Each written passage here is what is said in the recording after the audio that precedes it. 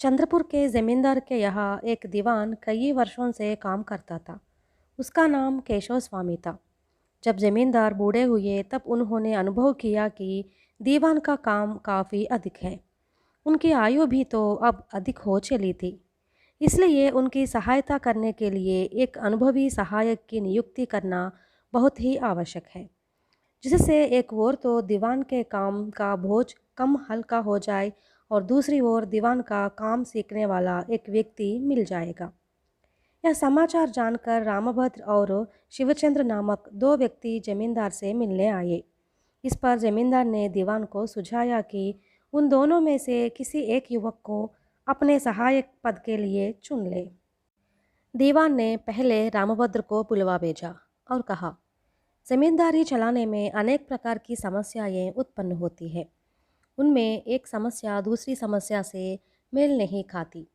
इसके अतिरिक्त एक समय में किसी समस्या का हल जिस ढंग से किया जाता है, वही ढंग दूसरे संदर्भ में उसी प्रकार की समस्या को हल करने में उपयोगी सिद्ध नहीं होता। रामभद्र ने इसके उत्तर में बताया, महाशय, इसके पूर्व मैंने कई जमींदारों के यहाँ काम किया है और पर्याप्त अनुभव प्राप्त किया है। इस आधार पर मैं विश्वासपूर्वक को कह सकता हूँ कि मैं आपके सहायक का काम पूरी जिम्मेदारी के साथ निभाऊंगा। इस पर दीवान केशव स्वामी ने कहा, एक कचहरी का अनुभव दूसरी कचहरी के लिए कितना लाभदायक हो सकता है यह मैं नहीं जानता, पर मैं यहाँ के बारे में बताता हूँ। यहाँ पर कई काम बिना हल के पड़े हुए हैं, साथ ही अनेक जटिल समस्याओं से भरे हुए हैं। क्या इन सब को एक क्रम पद्धति में रखने के लिए तुम कोई विशेष सुझाव दे सकते हो? मुझे जिन समस्याओं को हल करना है, प्रत्येक समस्या पर गंभीरतापूर्वक विचार करके उसके हल के बारे में निश्चय निर्णय पर पहुंचने के बाद ही मैं उसे हल करने का प्रयत्न करूंगा। इसलिए सभी कार्यों को उचित रूप से सुलझाने में मुझे कोई कठिनाई नहीं होती, रामभद्र ने कहा। इसके बाद केशव स्वामी ने शिवचंद्र को बुलाकर उससे भी वही प्रश्न किया जो रामभद्र से पूछा था।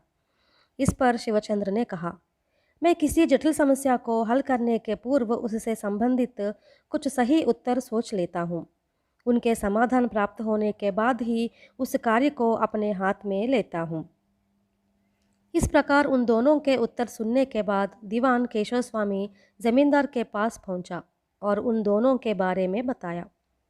जमींदार ने दीवान की बात सुनकर कहा, ये दोनों युवक बड़े ही बुद्धिमान प्रतीत होते हैं, इसलिए इनमें से किसी एक का चुनाव करने में आपको शायद कठिनाई हो सकती है। महाशय, ऐसी कोई बात नहीं है। आप शिवचंद्र को मेरे सहायक के रूप में नियुक्त कर सकते हैं, दीवान ने कहा। आपने शिवचंद्र का चुनाव किया, क्या इसके पीछे कोई विशेष कारण है? जमींदार ने दीवान से पूछा। हाँ, एक कारण अवश्य है।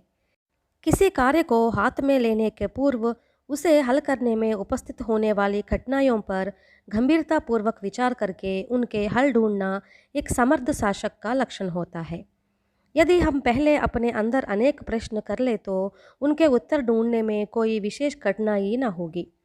चूँकि शिवचंद्र के अंदर ये गुण भरपूर है, इसलिए मैं समझता हूँ कि वही इस पद के सर्वदा योग्य है, दीवान ने उत्तर दिया। जमींदार यह सुनकर अत्यंत संतुष्ट हुए और उन्होंने शिवचंद्र को दीवान के सहायक के रूप में नियुक्त किया।